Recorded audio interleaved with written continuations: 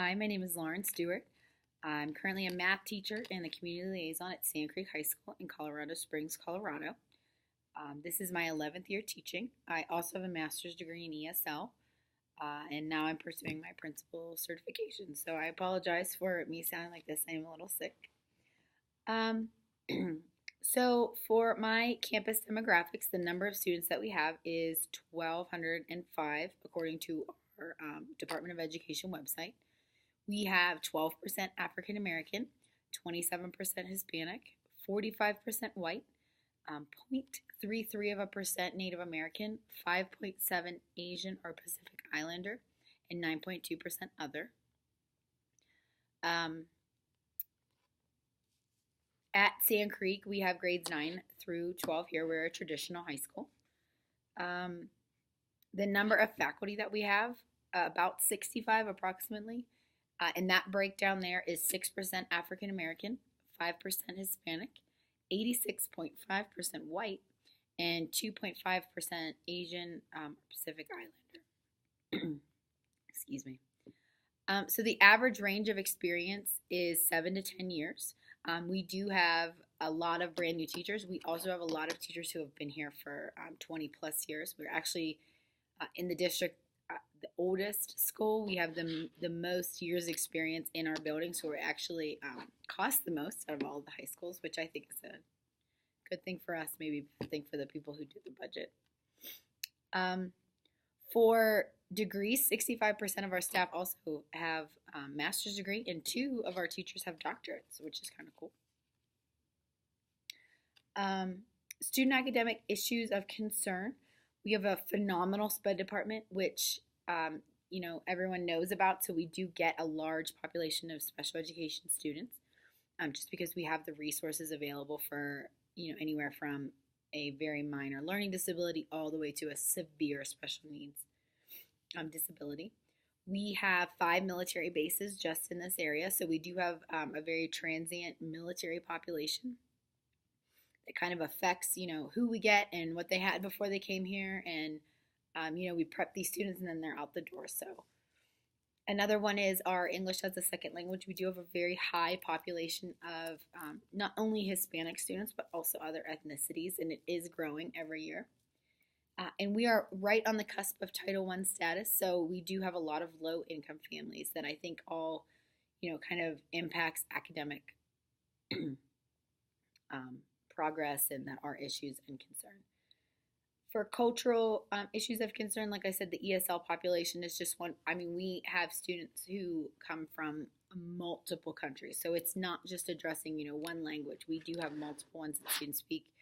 Sometimes students come here, it's their first time being, their first day in America, they send them to school, and they don't speak English. So there is that language barrier there. There's a lot of cultural differences that we have to get used to as we get students from different parts of the world.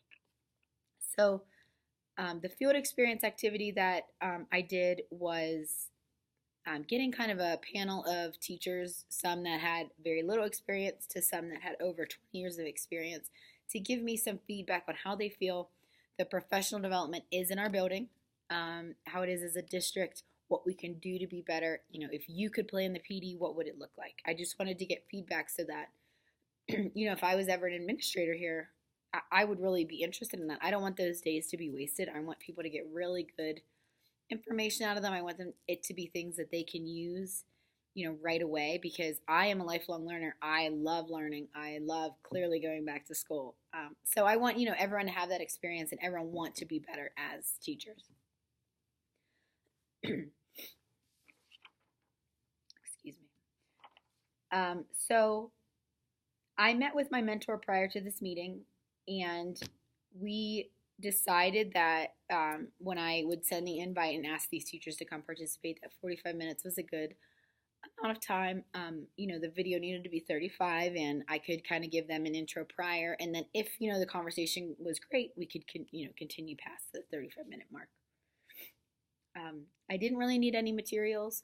I provided all of my group with the questions. I let them know, ahead of time of what we were talking about, and that, if it goes off topic, that's okay, but that everything really needed to come back to professional development, and that I valued their ideas. Um,